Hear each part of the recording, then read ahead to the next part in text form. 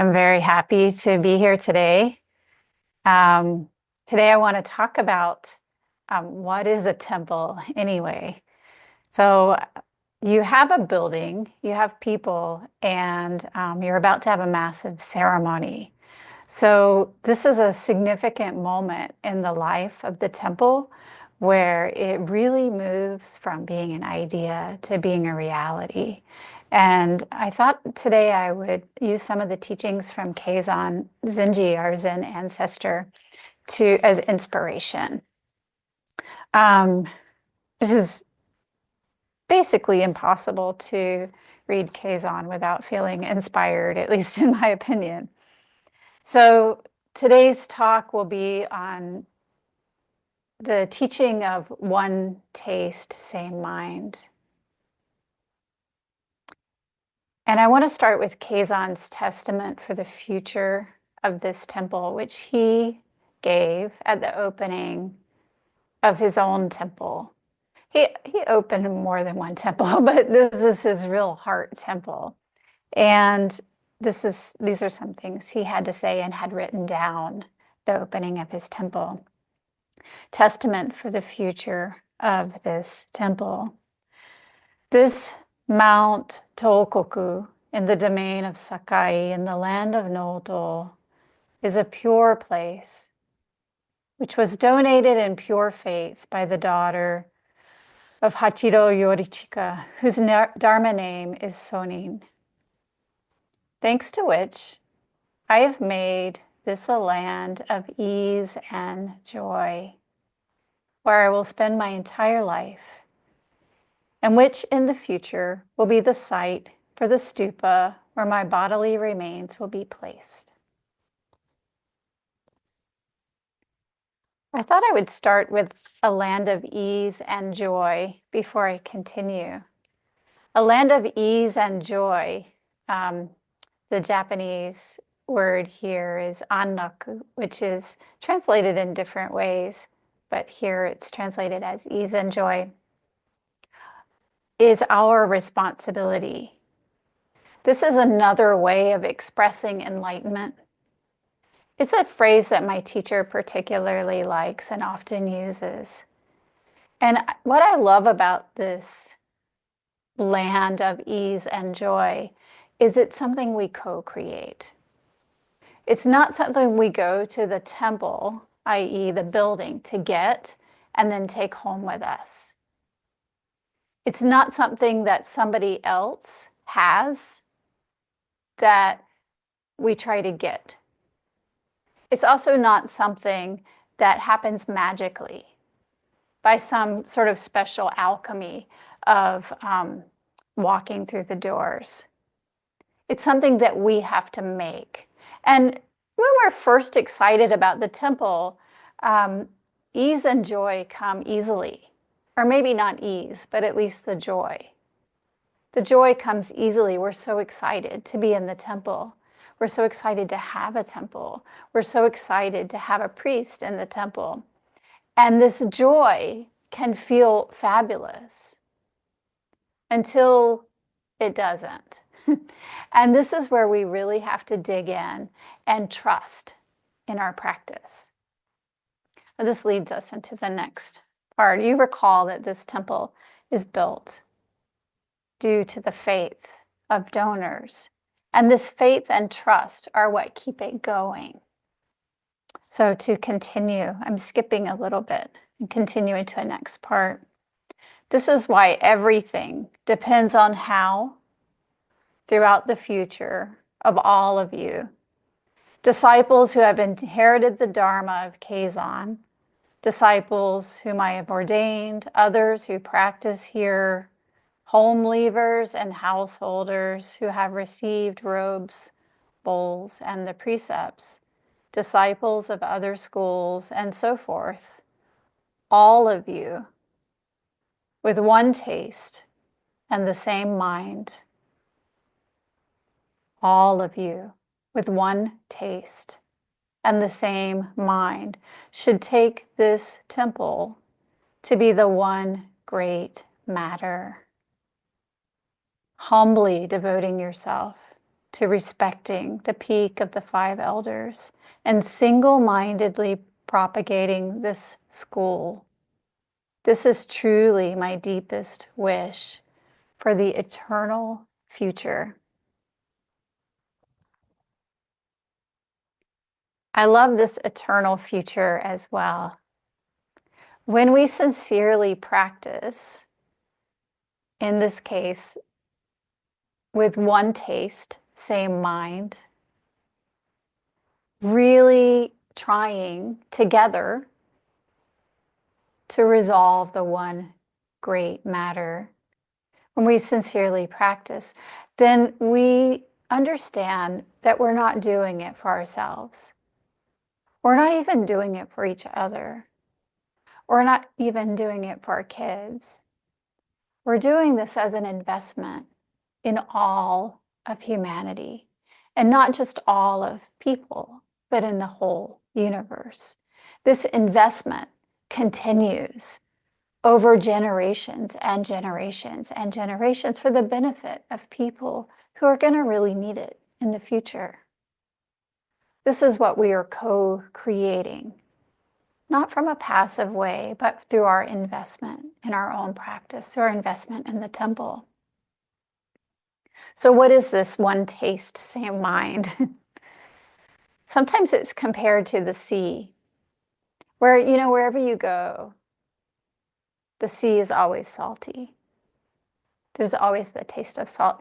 It might have, there might be different types of salt content, but there's always salt whenever we taste the sea. The same for rainwater. When we taste rainwater, there's one taste. No matter where we go, just one taste. This one taste comes from a unified mind. A unified mind investing in the beauty of shared dharma together, shared practice, shared difficulty, shared lives, shared births and deaths, shared arguments. All of this together is the alchemy that creates a temple, because again, a temple is not a building, a flat place. A temple is life. And this is what we create together, lay and monastic, online, in person, unifying our minds through our sincere faith, our sincere practice, creating harmony for the benefit of this current generation of humans and for the future.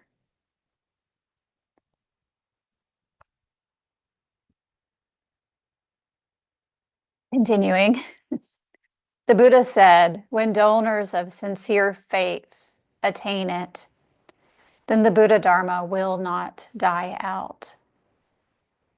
When donors of sincere faith attain it, then the Buddha Dharma will not die out. He also said, you should respect donors like you respect the Buddha. Precepts, concentration, wisdom, and liberation, all of these are realized due to the power of donors. In this way, my current life of Buddha Dharma practice has been realized due to the faith of donors. Again, this is our investment in a very real way. What is it that we offer to the temple? How do we offer to the temple? In my teacher's temple, for many, many years when I was in training, there were two people who came every single day, no matter what, every day. Every morning, we would hear them arrive. Usually we would sit the first period of Zazen at 4 on our own, and then we would do service, and then they would come in just before 6. And I grew to recognize their footsteps, the sound of the way they open the door, the way they climb the stairs. And one of them in particular, Sato-san, was from a very humble home. In fact, I visited him at his house, and I don't know if I've ever seen such a humble home in Japan. He inhabited it fully, um, meaning it was very much his space. And it was tiny, and clearly he was not rich. On that particular occasion, I went over because he was teaching me how to pick the edible wild plants of the mountain. And he knew them well, because this is one of the ways he fed himself. And he was so willing to share it with me. So every day when Sato-san arrived, I would recognize his footsteps, and then I would always hear a sound of him making a donation in the donation box every day. Some days he would also add a sweet that he'd picked up along the way, and some days not. But it wasn't the money or the amount that really made an impression on me. It was the consistency. He just kept going and kept offering day after day after day in a way that was so beautiful and so inspiring to me. And this consistency of offering is something that you can do for your own temple, because it is truly your own. Not just the days that you like it, or the times that you're not mad at your teacher, or the times that you're not irritated with your Sangha members, but on a regular and consistent basis, investing in the temple. And not just through financial contributions, although that is a crucial part, but also how you take care of it. When you go to the temple, do you notice what needs to be done? Do you notice when the floor is dirty or the front area needs to be swept? When you come to the online temple, do you notice the days that the tech person isn't in place and jump in to help? How are you caring for the temple itself and caring for each other? This is what makes a temple alive. Not the building, and not just the teacher, but beyond all of these. One taste, same mind, one practice, consistent, regular, invested in the one great matter. At one of the temples in the West where I practiced for a while, we had sort of I would call it a running joke. It wasn't always a joke, but it became a joke, a running joke of my monastery. So it would sort of go like this. We should do this. Why do we have to eat gruel in the evening? We should have bread. And then we would laugh because it would continue from there. Oh yeah, in my monastery, we're going to have bread every day. It's going to be fresh baked bread, and it'll be really good. And in my monastery, we won't do zazen at 4:20, but I think we should wait until 5:30 to start it. In my monastery, we're never going to have oatmeal. We're only going to have rice porridge. And it just goes on from that. And I was wondering how we do that on a regular basis in our own place of practice. Sometimes it starts off, my monastery is a thing that we're excited about.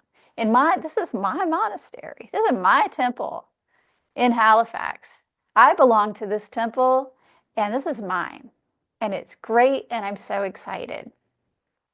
And then we can switch, when we say my temple, it becomes more about what we don't like and what our fantasy temple is like. In my temple, we're going to have a more integrated version of online practice. In fact, we're going to have one of those big cameras that comes down from the ceiling, and it can track people around. And then everybody's going to have an avatar instead of a person. And I don't like turning my camera on, and I'm not going to do it. Or I don't like it when people turn theirs off, and that is not okay. So in my monastery, we'll all do it basically just like me. How often do we do this? We start off with this feeling of wonder and joy at this marvelous creation, this alchemy of humans and teachings coming together. And before we know it, we want to recreate it according to our personal bespoke needs. And then it continues. What is your temple?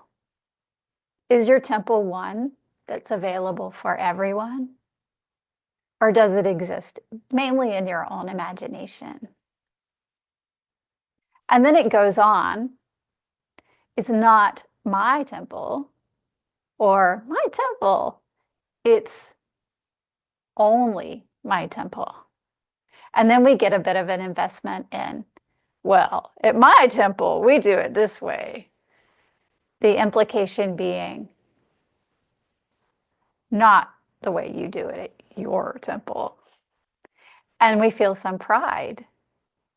Our temple is the only temple that does it right. And actually, our teacher is the only teacher who does it right. And all the rest are clearly mistaken. And so then it switches from being my temple to only my temple. And this also leads us in a direction that's not invested in the future. It leads us in the direction of my temple, but not your temple. Temple belongs to everyone, everywhere. Temple should be an offering to the community in which you live, to guests as well as regular people. Anyone should be able to show up and feel like they belong, because they do. When we become complacent or too comfortable with the way things are, then we're not truly offering the temple for the benefit of future generations. So then we have to come back again. One taste, same mind. Concentrated effort in realizing the great way together, in waking up together, not for our own self, but for the benefit of all. So what will your temple be? I would like to leave you with this question. What is your temple?